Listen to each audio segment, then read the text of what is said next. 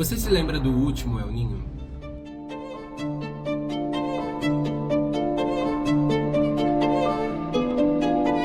O El Niño de 2023 foi um dos mais intensos da história e teve como consequência as grandes enchentes, tanto no Rio Grande do Sul como em Santa Catarina. A agência NOAA, que é uma agência americana focada no monitoramento dos oceanos e da atmosfera, confirmou que nós já estamos em El Niño. Aqui no Brasil, a gente vai começar a sentir mais os efeitos a partir de setembro e isso se estende até o começo do ano de 2027. Essas agências que monitoram os oceanos, a atmosfera e o clima de maneira geral têm seus modelos e cada uma tem sua classificação para esse tipo de evento. Então ele pode ser moderado, pode ser forte, muito forte, e é daí que veio essa classificação que provavelmente você já ouviu no jornal, de que nesse ano nós vamos ter um super El Niño. Antes da gente falar das possíveis consequências que o Brasil vai enfrentar em cada uma das regiões, é muito importante que a gente entenda o que é o El Niño. Eu sou Augusto Assis e esse é o Projeto Ampulheta. O El Niño é um fenômeno natural do planeta Terra, assim como são as estações do ano. Ele funciona mais ou menos como uma válvula de escape quando as águas do Oceano Pacífico acumulam muito calor. Como o clima do nosso planeta é muito complexo, os cientistas não sabem dizer com 100% de certeza quais são todos os fatores que influenciam para a chegada de um El Niño. O que a gente sabe é que é um evento que acontece entre cada 2 e 7 anos e que ele acontece por conta desse aquecimento das águas do Pacífico. E isso pode acontecer por diversas razões, como por exemplo, se a gente tem um aumento na atividade solar, obviamente vai chegar mais radiação e mais calor na atmosfera terrestre e esse calor precisa ir para algum lugar. Essa água mais quente na superfície do oceano aquece o ar que está acima dela, diminuindo a pressão atmosférica naquela região. E como os ventos alísios se movimentam justamente por essa diferença de pressão, então do ar mais frio, mais denso para o ar mais quente, mais leve, esses ventos acabam perdendo força e não conseguem empurrar essa água quente em direção à Ásia. Então a gente tem um acúmulo de água quente na região do Oceano Pacífico, do lado da América do Sul. E o que acontece durante o período do El Niño é que enquanto o oceano não consegue extravasar esse calor adicional e chegar num equilíbrio, o ciclo alimenta a si mesmo, porque a gente tem a água quente que aquece o ar, que diminui a pressão atmosférica e que vai tornando esses ventos cada vez mais fracos. Então, uma coisa não consegue colaborar com a outra para que a temperatura aqui na região seja um pouco menor. Agora, entendendo um pouco mais esse ciclo, fica mais claro que o El Niño não foi causado pelas mudanças climáticas ou pelas atividades humanas.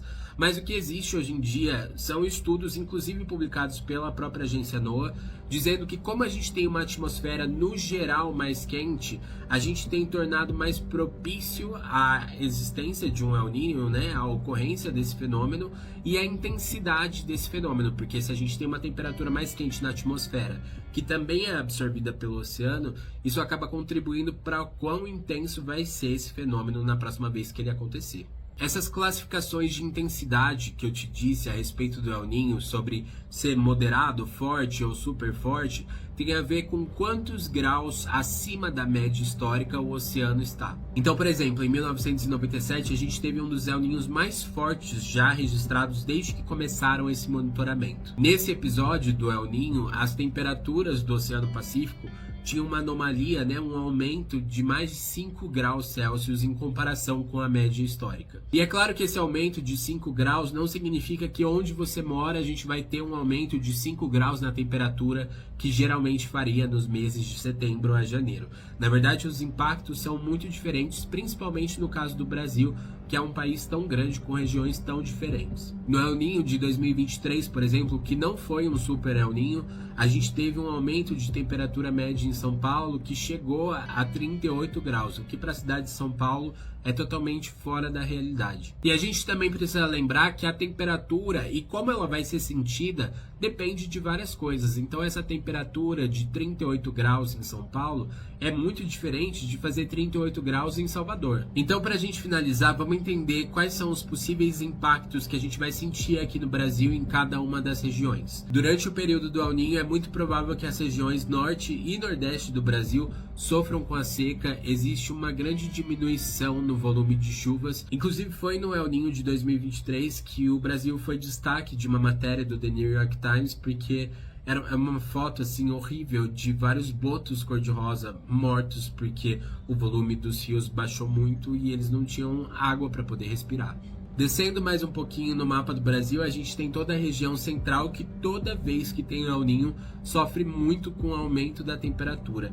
Então a gente pode esperar ondas de calor muito frequentes e muito mais intensas, com uma variação de temperatura, como eu falei, né? No caso de São Paulo, em que a gente teve uma máxima de 38 graus, que eu acho que São Paulo nunca tinha alcançado na história. E na região sudeste, além do aumento de temperatura, a gente tem também chuvas mais intensas.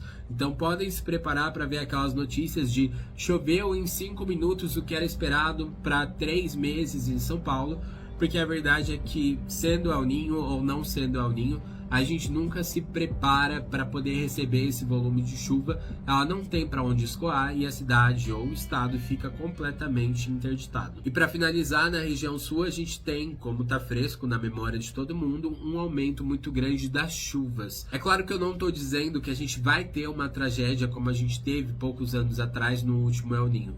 O que eu estou dizendo é que a probabilidade da gente ter um aumento de chuvas é sim muito grande e que se a gente não tiver preparado como estado e como nação para receber esses eventos mais extremos, a gente novamente vai passar por muito sufoco e vai precisar se reorganizar.